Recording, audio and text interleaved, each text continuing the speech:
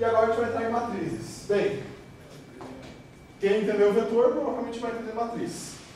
Se vocês já viram em prova, acho que vocês vão dar uma lembrada agora também. Matriz é uma estrutura de dados do tipo vetor com duas ou mais dimensões. Os itens de uma matriz têm que ser todos do mesmo tipo de dados e na prática a matriz forma uma tabela na memória. Basicamente, o que é uma matriz? O que é um vetor?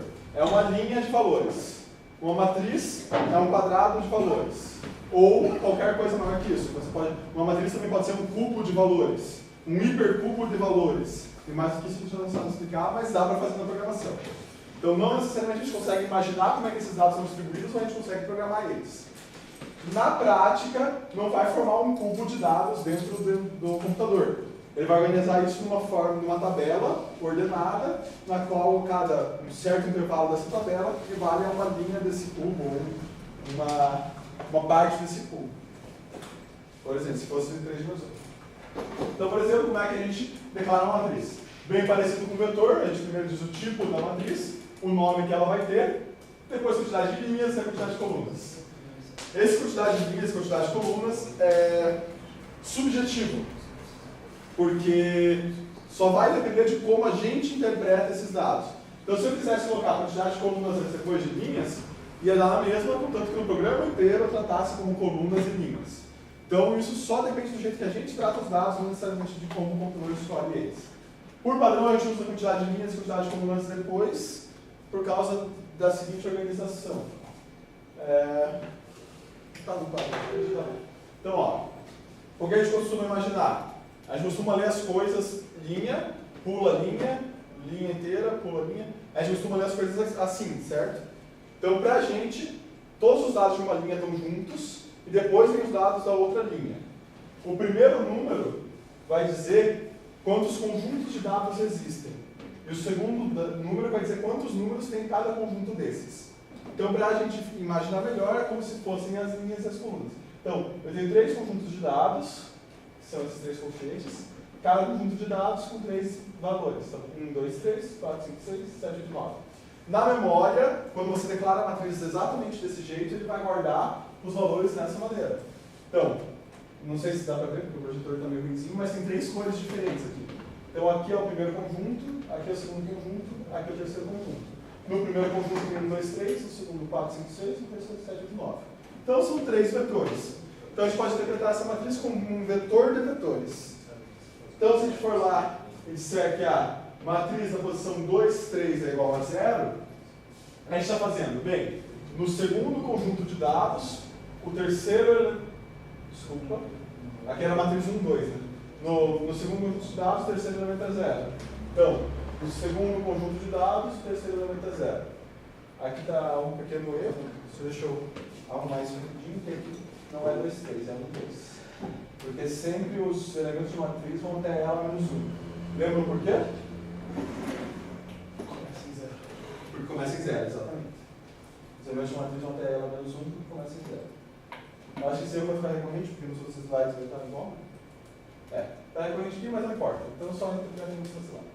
Tá.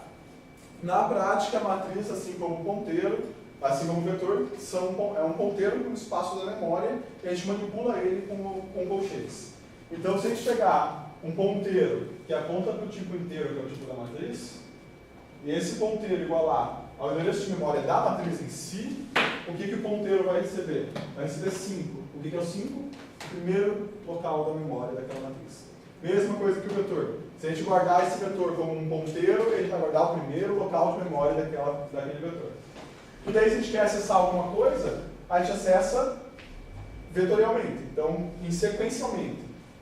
Então, se a gente quer acessar o quinto elemento, o quarto elemento, a gente vai pegar aonde começa, deslocar 4 e acessar aquele local, salvando 15. Então, a gente pega o local onde começa e soma 4. 1, 2, 3, 4.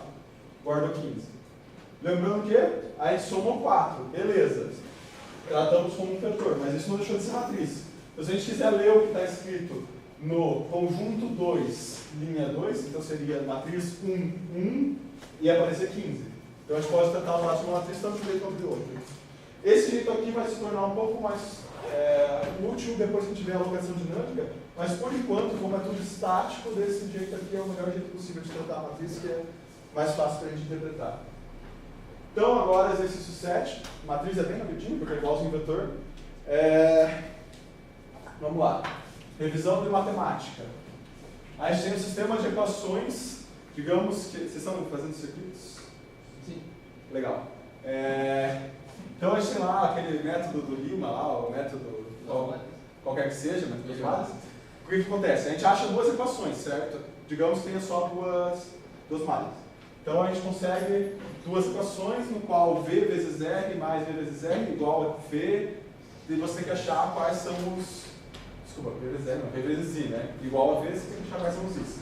Então, digamos que a gente tem, tipo, um resistor de 5 ohms vezes I1 menos 3 I2 igual a 7. Qual é o outro valor aqui? 6, menos 6 I1 mais 8 I2 igual a qualquer outro valor, 0, por exemplo. A gente quer achar os valores de 1 e 2, certo? 1 e 1 a gente não sabe quanto vale, e 2 a gente não sabe quanto vale. Aqui, como eu disse há 2 aulas atrás, sempre a gente vai recorrer à matemática. A matemática é a nossa amiga para programar. Vinícius, está pegando o quadro na câmera? Essa parte?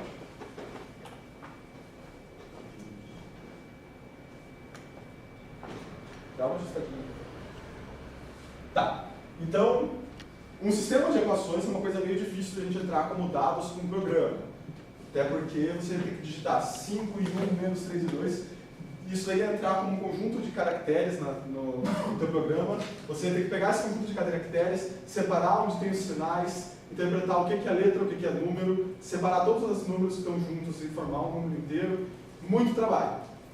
Então, a matemática, que é a nossa amiga, nos ensina que um sistema de equações pode ser transferido para um sistema matricial. Então, isso aqui é equivalente a uma matriz de valores 5, menos 3, menos 6, 8, vezes um vetor de incógnitas, I1 e 2, igual a um vetor de respostas, no caso, 7 e 0.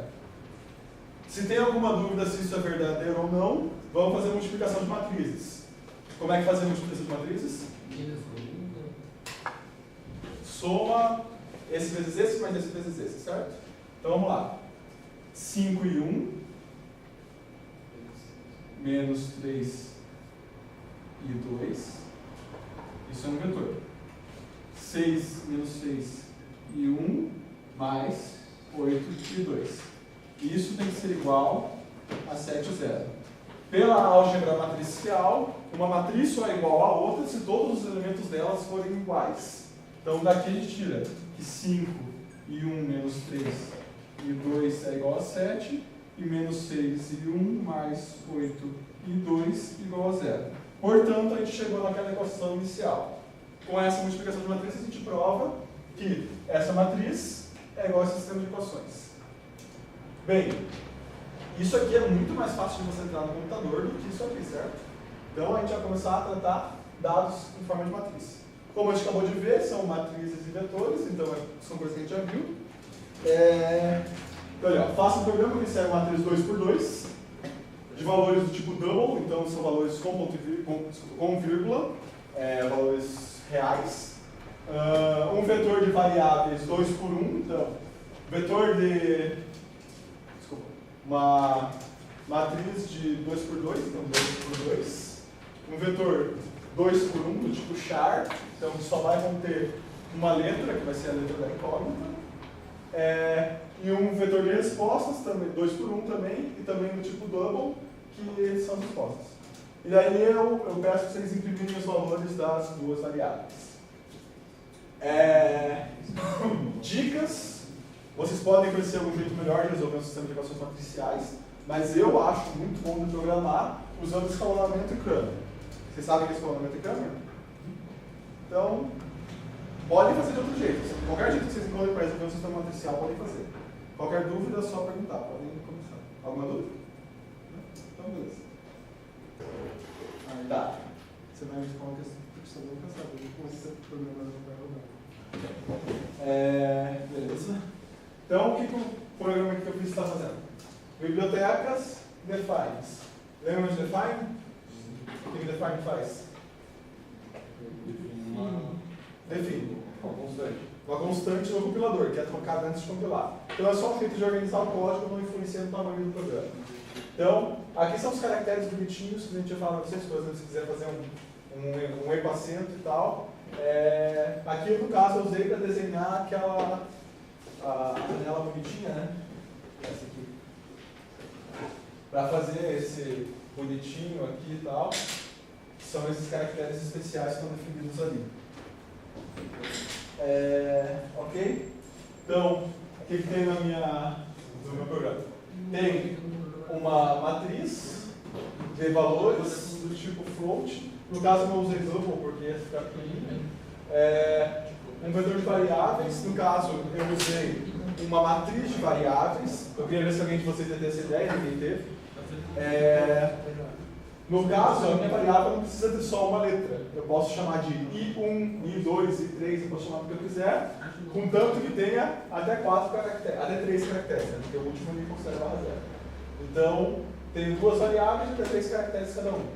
Um vetor de respostas, 2 floats que são soluções, o I e o J para percorrer a matriz. No caso, a leitura dos valores, aqui. Deu mesmo erro em um compilador do Windows aqui. Então, fizemos a leitura dos valores, a leitura das variáveis. No caso, como eu estou usando um vetor de chars, né, pode ter 3 chars no mesmo nome, usa o %s, que é o da string. Lembra que eu falei o %s que era? Vetor de chars.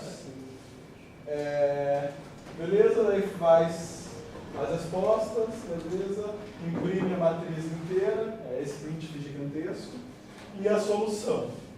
Eu fiz toda essa conta ali em uma linha só. Então, respostas 1 vezes matriz 0, 0, menos matriz 1, 0 vezes resposta 0, dividido por matriz 0, 0 vezes matriz 1, 1, menos matriz 1, 0 vezes matriz 1, 1, vai dar a solução 1. A solução 2 é a mesma conta trocando os eixos, e daí ele imprime a resposta. De boa, né? Esse exercício era para ser fácil se não fosse o problema. Então, ali o que o Vinícius falou pra gente, só botar um espaço antes do... Colocar um espaço antes do nosso %C já faz funcionar. Muito interessante e vamos seguir. Beleza. Seguindo adiante, senão a gente não vai ter tempo. Números randômicos. Número randômico é simplesmente diga um número de 1 a 10. Diga um número de 1 a 10. Pronto, números randômicos. São números aleatórios escolhidos ao acaso. Para usar número randômico, a gente vai usar duas bibliotecas, stdlib, Standard Library, então tem as bibliotecas padrões do C, as funções básicas do C, e a time.h, que acessa o tempo da máquina. As funções que a gente vai usar para o randômico é o srange, o tine e o range. No caso, o srange vai setar uma seed. Para quem joga jogos que tem geração de mapas, vão se familiarizar com seed. O que é uma seed? Um mapa de um jogo, por exemplo, Minecraft. A seed de um mapa do Minecraft. Que gera, né? Existe uma variável que você muda numa função e você vai gerar uma renderização fixa. Então, seed é literalmente semente. A partir daquela semente ele vai gerar todos os números randômicos. Geração de número randômico no computador não é randômico. Só é uma geração com uma distribuição gaussiana muito espaçada, então você considera que a repetição dos números é exatamente igual, não importa a quantidade de vezes que você chama essa função. Obviamente não são randômicos, não tem como você fazer uma coisa randômica no computador. A única coisa randômica que você pode fazer no computador é tipo, puxar a temperatura que está no processador no momento e isso vai ser teu número randômico. É a coisa mais próxima de randômico que você tem. No caso, se você colocar a mesma seed em todos os programas, ele vai gerar sempre a mesma sequência de números aleatórios. Não vai ser mais aleatório. Como que a gente faz para cada vez que executar o programa gerar uma sequência diferente de números aleatórios? A gente muda a seed dele. Como que muda a seed? Uma seed da seed. Fazendo um time. você puxa o tempo da máquina no momento que o programa foi executado, e esse momento se torna seed. Então, cada vez que você executar, vai ter uma seed diferente, com seeds diferentes, sequências diferentes. E o range, por fim, é a função que retorna no número aleatório.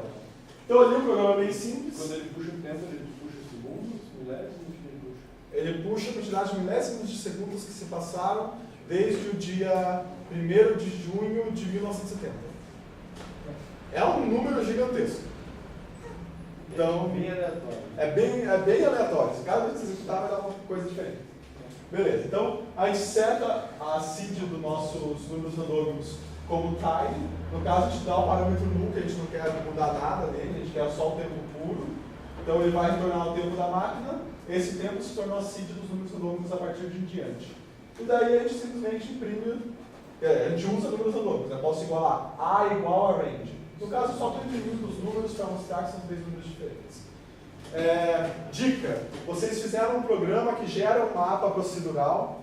Procedural é gerar a partir de uma semente randômica. Então, fizeram um jogo que gera um mapa a partir de um número randômico. Nunca façam isso aqui. S-range igual a time null. Cria uma variável do tipo time, que é uma size time, que é o tipo que essa aqui retorna, né?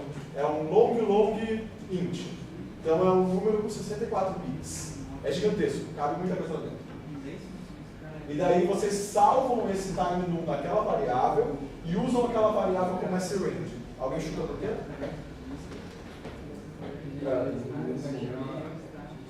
O mapa ficou muito legal. Você quer poder gerar ele novamente. Só que se você fez isso, você perdeu o tempo que ele foi gerado. Então primeiro você salva a seed, depois usa ela. E daí depois, se você quiser recuperar esse mapa, o que você faz? Imprime a seed na tela, dá Ctrl+C, Ctrl+V e gera o mapa de novo. Então, para você poder gerar exatamente a mesma sequência de números, você salva a seed antes de usar ela. No caso, você pode colocar qualquer coisa, né? Você pode colocar 5. Se você colocar 5, vai gerar sempre a mesma sequência a partir do número 5, que é uma sequência aleatória. Seria uma função semanal? Não. O S-range, ele é o que seta o início de uma função qualquer. E o range, ele vai, a partir desse ponto de início, gerar uma sequência aleatória. Como funciona, não sei ao certo, mas são contas matemáticas bem complexas que garantem para você que a probabilidade de todos os números aparecerem é muito parecida. É como se fosse π. Ele vai pegar os números de π. É bem provável que todos os números naturais se repitam dentro de π, e daí você só seta onde você começou a ler o π. Entendeu? É uma sequência irracional.